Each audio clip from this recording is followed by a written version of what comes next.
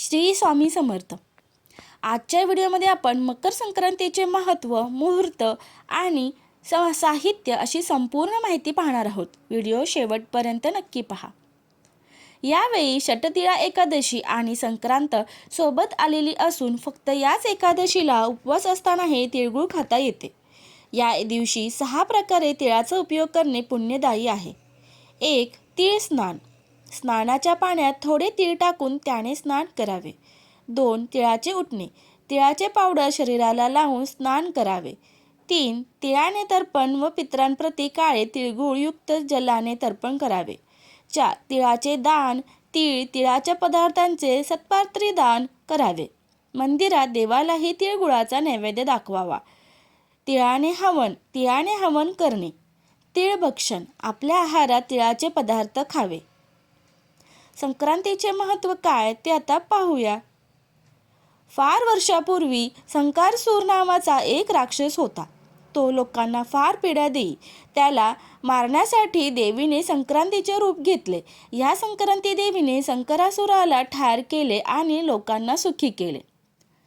या दिवशी सूर्य मकर राशीत प्रवेश करतो। हा काळ अत्यंत पुण्य काळ असतो।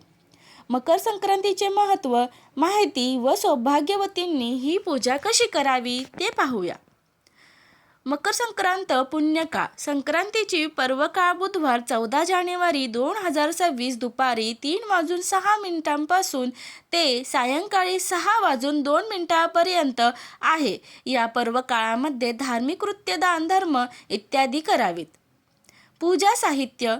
पूजेसाठी 5 बोळकी म्हणजे सुगडं, 2 पंती, नवा पांढरा दोरा, हळद कुंकू, नवीन कपडा, तिळगुळ, ऊस, गाजर, गव्हाच्या लोंब्या, मटार, हरभरे दाणे, बोर व ताम्हण अथवा स्टीलचे ताट, दिवा व अगरबत्ती घ्यावी। 5 बोळक्यांना दोरा बांधावा, त्यांना हळद कुंकू लावावे, त्यामध्ये उसाचे काप, तिळगुळ, गाजर, गव्हाच्या लोंब्या, मटार, हरभरे दाणे, बोरं घालावे। वरती एक पंती ठेवावी। हे सर्व एका स्टीलच्या ताटात ठेवावे। वरतून एक नवीन कापड घालून झाकून ठेवावे। समोर निरांजन अगरबत्ती लावावी। याचा अर्थ माझ्या संसारात धनधान्य, कपडा लत्ता कशाचीही कमतरता पडू नये व माझ्या सुखी संसाराला कुणाचीही वाईट नजर लागू नये। मकर संक्रांती ही वाईट नसते।